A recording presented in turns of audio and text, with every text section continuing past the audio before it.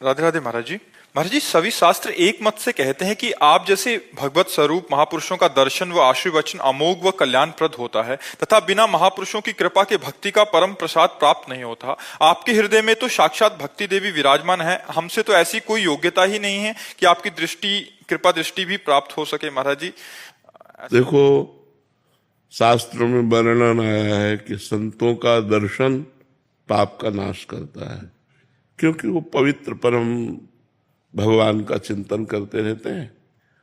हर समय उनके आचरण पवित्र, उनका चिंतन पवित्र, इसलिए वो चलते फिरते तीर्थराज हैं। मुद मंगल में संत समाजू, जो जग जंगम तीर्थ राजू। वो चलते हुए तीर्थराज है। वो स्पर्श करें तो पवित्रता, देख ले तो पवित्रता, वो भिक्षा ले ले तो पवित्रता, वो उनसे शरीर से वायु स्पर्श करके जाए तो ये पवित्रता। ये पाप का नाश करती है, ज्ञान का प्रकाश नहीं। ध्यान रखना, ज्ञान का प्रकाश उनकी वाणी का आचरण में उतारना, ये बात ध्यान रखना। संत दर्शन से भगवत प्राप्ति हो जाती है, ऐसी बात हम नहीं कहेंगे। संत दरस जिम पातक टरई, पापों का नाश होता है, लेकिन संपूर्णतया नहीं। पाप की प्रवृत्ति का नाश नहीं होता। पाप की प्रवृत्ति का नाश उनके उपदेश को अक्षरशः अपने जीवन में उतारने से होता है, ये बात ध्यान रखना। महत्संगस्तु दुर्लभो लेकिन अगम्यो। अगर उनकी वाणी का आप पालन कर गए तो अमोघस्य, जाओ निश्चित भगवत प्राप्ति हो जाएगी। वाणी का पालन नहीं। महापुरुषों के समीप रहने वालों को भी अल्पज्ञ और राग द्वेष से युक्त देखा गया। वो अपने गुरुजनों को ही जहर दे दिए, अपने गुरुजनों की हत्या कर दी, सिद्ध महापुरुषों के ऊपर प्रहार करने का प्रयास किया गया। ऐसे बहुत से उदाहरण हमारे सामने हैं, जो ब्रह्मबोध संपन्न भगवत प्राप्त महात्मा के ऊपर प्रहार, जहर दे देना, ये ऐसी क्रिया। क्यों? क्योंकि वो उनके उपदेश के अनुसार नहीं चले।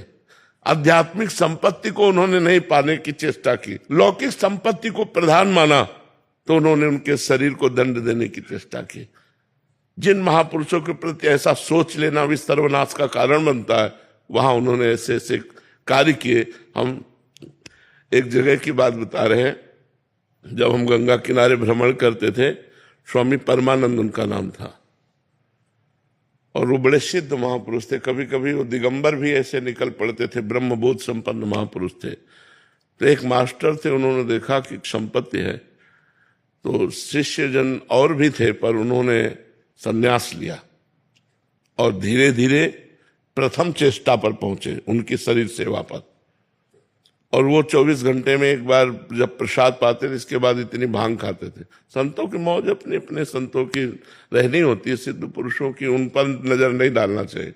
तो खप्पर में, नारियल के खप्पर में ऐसे भांग घोरा, तो जो भांग निर्विषय थी उसको तो उसने हटा दिया और विष वाली भांग बांट करके रख दिया, संखिया जहर मिला करके उन्होंने ऐसे घोरा। उनका नाम जगदीश्वरानंद था। कहा जगदीश्वरानंद को बुलाया जाए, बोले सरकार जगदीश्वरानंद को बुला रहे हैं, और उसके होश उड़ गए। बस वो भांग को ऐसे अंगुली से ऐसे खप्पर में घोर रहे थे, ऐसे देखा, कहा ठीक है जाओ, और उसी के सामने पिया, पानी भी डाला, धो के पी लिया। 7 दिन तक पद्मासन में बैठे रहे, और रोज उसको बुलाते, बोले देखा बेटा, तुम्हारे जहर का कोई प्रभाव नहीं, अब हमारा समय आ गया। 7वें दिन कहा, जहर 24 घंटे में प्रभाव डालता है, 7 दिन में नहीं। बोले अब हमारा जाने का समय आ रहा, तेरे जहर से नहीं मरा, लेकिन मेरे शरीर की जब जांच होगी तो जहर ही निकलेगा, अब मैं मर रहा हूं, और अपने शरीर का त्याग कर दिया। तो जब बड़े संतों के पास रहने वाले, ब्रह्मबोध संपन्न साक्षात परमात्मा, ब्रह्मविद ब्रह्मवि भवति, जो ब्रह्म को जान लेता है वो ब्रह्म स्वरूप हो जाता है। ऐसे ब्रह्म स्वरूप महापुरुष के वचनों पर ना चलने के कारण संपत्ति पर दृष्टि रखने से अज्ञान अंधकार को प्राप्त हुआ, घोर दुर्गति को प्राप्त हुआ। तो हमें लगता है महापुरुषों का दर्शन, महापुरुषों का संभाषण इसलिए महामहिमा में है कि हम उनके संग से अपना सुधार कर सकें, अपने आचरणों का परिवर्तन कर सकें, अच्छे मार्ग पर चल सके, अध्यात्म को समझ सके। केवल दर्शन से पाप नष्ट होते हैं, पाप प्रवृत्ति नहीं।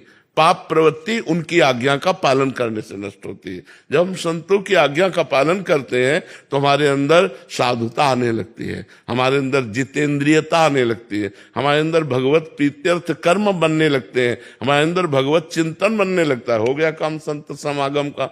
यही है संत समागम का फल। केवल हम बाहरी बात को लेकर के हम आदर नहीं करते कि भाई हम गए और कुछ फल फूल रख दिया और संत दर्शन कर आए, ये एक सत्क्रिया हो गई, लेकिन ये भगवत प्राप्ति या अध्यात्म नहीं हुआ। अध्यात्म गए दैन्य भाव से प्रणिपातेन, चरणों में उनके लौट गए और उनके मुखारविंद से निकले हुए जो वचनामृत हैं उनका पान किया और अविनाशी पद पर आरूढ़ हो गए। ये बात है, संतों की महिमा है भगवत प्राप्ति कराने में। बड़े भाग पाइब सत्संगा, बिनहि प्रयास होय भव भंगा। संसार का राग नष्ट हो जाए, भगवान में अनुराग हो जाए, शरीर का राग नष्ट हो जाए, आत्मस्वरूप में स्थिति हो जाए, यही भवभंगा है, यही भवभंगा है। तो बात समझना है कि वो सामर्थ्य सबके अंदर है जो एक संत में है। कोई ऐसा मनुष्य नहीं जिसमें सामर्थ्य वो ना हो जो संतों में है। क्या सामर्थ्य है? चिंतन। आपने अपने चिंतन को असत चिंतन में लगाया और उन्होंने अपने चिंतन को सत चिंतन में लगाया। यदि आप अभी सत चिंतन करने लगे तो जो राम सीधे नहीं कह पाते थे वो ब्रह्मर्षि हो गए, तो क्या हम नहीं हो सकते? विचार करो, जो सीधे राम नहीं बोल पाते थे, उल्टा राम जपत जग जाना। अगर हम नाम सीधा जपेंगे, भगवत चिंतन करेंगे, तो हमें भगवत प्राप्ति नहीं हो जाएगी?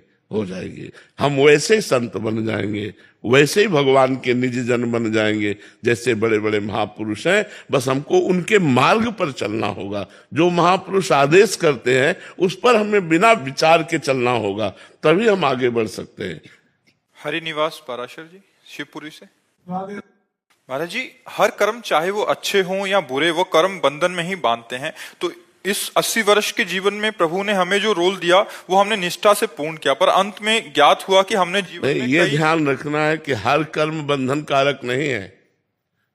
जो अहंकार पूर्वक किया हुआ कर्म है, वो चाहे पुण्य कर्म हो चाहे पाप कर्म हो, वो बांधने वाला है। लेकिन भगवत प्रीत्यर्थ किया हुआ कर्म भगवत प्राप्ति कराने वाला है। वो कर्म योग बन यत करोष, भगवान ने आदेश किया है। जो कर्म किया जाए वो भगवत प्रीत्यर्थ किया जाए तो वही भगवत प्राप्ति का हेतु हो जाता है। और अहंकार विमूढ़ात्मा करता हम इति मन्यते, मैंने ऐसा किया मैं ऐसा करूंगा, ये बंधन का कारक है। जहां अहंकार पूर्वक शुभ अशुभ कर्म होते हैं तो अवश्य में भोक्तव्यम कृतम कर्म शुभाशुभम। और यदि वही कर्म भगवान प्रीत्यर्थ श्री कृष्णार्पणमस्तु, वही मंगल कारक हो जाएंगे। हाँ, तो क्या प्रश्न है? महाराज जी, हमने जीवन में कई नवीन कर्मों के खाते खोल दिए हैं, तो फिर किस प्रकार कर्म भगवत प्राप्ति करवाने में समर्थ हैं? अब नाम जप करो, कर्म की चक्कर की बात छोड़ो, नाम जप करो। जिस श्वास में राम कृष्ण हरि बोलते हुए शरीर छूटेगा तो भगवान की प्राप्ति होगी। अजामिल इसका प्रमाण है। अपने पुत्र के बहाने नारायण बुलाया और भगवत प्राप्ति का योग बन गया। घोर दुराचारी को भगवत प्राप्ति का योग बन गया। तो यदि हम हर श्वास में राधा राधा राम राम कृष्ण कृष्ण हरि हरि रटे तो हमको भगवत प्राप्ति हो जाएगी। हम कर्म के बल से नहीं, भगवान के नाम के बल से, नाम के बल से निश्चित भगवत प्राप्ति हो जाएगी। कलयुग केवल नाम आधारा, सुमिर सुमिर नर उतरहि पारा। नाम से बात बन जाएगी। कृत्युगे ध्यायते विष्णुम त्रेतायाम यजतई मखई द्वापरे परिचर्यायाम कलो तद्धरि कीर्तनात्। भगवान का नाम संकीर्तनम यस्य सर्व पाप प्रणाशनम, सर्व पाप प्रणाशनम।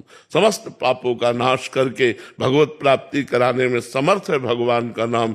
इसलिए अब बाबा नाम जप कीजिए डट के, खूब राधा राधा राम राम जो नाम प्रिय लगे डट के कीजिए, हट के कीजिए। द्वारा प्राप्त नहीं, गुरु द्वारा प्राप्त नहीं। अरे अब कह तो रहे, पकड़ लो गुरु, क्या काने फूकला होता है। भाई संत के मुख से राम राम हरि हरि सुन लिया, यही तो गुरु मंत्र है। और क्या, पकड़ लो और बस पार हो जाओ। निशांत पाठक जी। राधे महाराज। गुरुदेव, आपके बल से भगवत भाव करने का प्रयास करता हूं सब में। गुरुजी, एक एकांतिक में आपने कहा था कि मेरा कैमरा में किसी कोई फोटो नहीं आती। महाराज जी, पर हमारे कैमरे में सबकी फोटो रहती है महाराज जी, ऐसे में कैसे डिलीट करें और भगवत भाव करने का प्रयास करें? कै साल के बच्चे? 22 साल के। अब हम जानते हो कै साल के? 56 साल के। कै साल से भजन में शुरू है? 13 साल के। तुम्हारी जब अवस्था थी ना, हमारे गायत्री अनुष्ठान, देवी का अनुष्ठान, शक्ति का अनुष्ठान, त्राटक, योग, सब वो सब करते करते करते करते आज कैमरा खाली कर पाए। आप समझो, आज तो तुम प्रेमानंद की स्थिति अभी धारण तो समझना पड़ेगा कि हमको उतना परिश्रम करना है, हमको उतना अभ्यास करना है, हमको उस श्रेणी से चलना है, तब हम वैसे बन पाएंगे। केवल बातों से थोड़ी बन जाएंगे। वैसे हमें अनुष्ठान करना है, वैसे हमें भजन करना है। भजन करते करते सबको देख रहे हैं लेकिन हम किसी को नहीं देख रहे। सबसे मिल रहे हैं लेकिन हम किसी से नहीं मिल रहे। अपने भगवान को देख रहे हैं, अपने भगवान से बात कर रहे हैं, अपने भगवान को रिझा रहे हैं। खत्म तो भगवान ही हमारे सामने है, कोई दृश्य है नहीं। आप मनुष्य देखते हो, स्त्री देखते हो, पुरुष देखते हो, तो वही तुम्हारे दिमाग में आता है। अब दृष्टि है कि देख तो आप भी रहे हो, लेकिन हमारी दृष्टि में सृष्टि भगवान है। केवल अभ्यास थोड़ी करना, अभ्यास तो शुरू हो गया था बचपन से कि कुत्ते में भी भगवान है। कुत्ते में कैसे भगवान हो सकता है? नीच पुरुष में भी भगवान है, पापी में भी भगवान है। यार, पापी में कैसे हो सकता है? वो चिंतन करते करते तब समझ में आया कि ये पाप एक क्रिया है, लेकिन अंदर जो पावर है वो तो बिजली है, वो तो भगवान ही है। जैसे हर चीज में बिजली का ही प्रभाव है। हाइलोजन लाइट, तो हम कहते हैं बिजली केवल लाइट देती है, नहीं, वो एसी भी है। तो अच्छा, बिजली ठंडा करती, नहीं, वो हीटर भी है। तो पापी, पुण्यात्मा, स्त्री, पुरुष, महात्मा, दुरात्मा, सब में वो पावर है। जो पावर को देखता है, कारण को देखता है, वही परमात्मा को देखता है। जो क्रियाओं को देखता है वो व्यक्ति को देखता है, और व्यक्ति को देखने वाला परमात्मा नहीं देख सकता, और परमात्मा को देखने वाला व्यक्ति नहीं देख सकता। तो ये अध्यात्म की ऊंचाई है। आप चढ़ो, नाम जप करो, अच्छे आचरण करो, भगवान की कृपा होगी, धीरे धीरे ज्ञान का विकास होगा, तब आप समझ पाओगे। अभिलाषा मिश्रा जी। राधे राधे महाराज जी, आपके चरणों में कोटि कोटि प्रणाम। गुरुदेव भगवान, जब मैं किसी मंदिर में जाती हूँ या किसी शिव विग्रह के दर्शन करती हूँ तो मेरे मन एकदम खाली सा हो जाता है, बिल्कुल शून्य सा अनुभव होता है। कुछ समझ नहीं आता। उस समय ना मैं कुछ मांग सकती हूँ, ना धन्यवाद कर पाती हूँ, ना क्षमा याचना, ना ही जप करती हूँ। फिर बाद में बहुत पीड़ा होती है कि उस क्षण मैं भगवान से कुछ क्यों नहीं बोल पाई।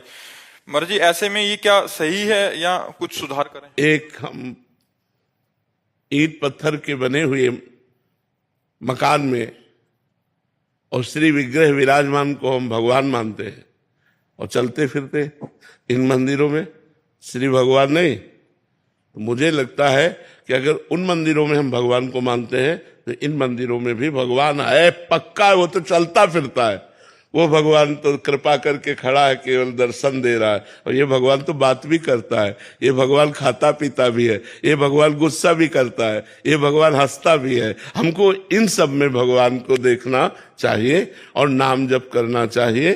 कुछ मांगना है जरूर, क्या मांगना है? वो सर्वज्ञ है। हम कर्तव्य कर्म करते हैं, वो हमको वैसा फल देगा। हमें मांगने मूंगने की क्या जरूरत है? क्या मांगने की जरूरत है? वो सर्वज्ञ है। जैसे छोटा बच्चा, उसको फिक्र नहीं है कि हमें बाल भोग पाना है, वो खेल खेल रहा है। माँ को चिंता है, अरे सुन 8 बज गए, कुछ तो खा ले, फिर खेल लेना। जब एक वात्सल्य के अंश में माँ इतनी प्रेरित है, तो वात्सल्य समुद्र भगवान को पता नहीं कि मैं उनका बच्चा हूं और हमें क्या जरूरत है। तो जो जरूरत होगी वो अपने आप दे देंगे। हमको तो राधा राधा जपना है, अपने कर्तव्य का पालन करना है।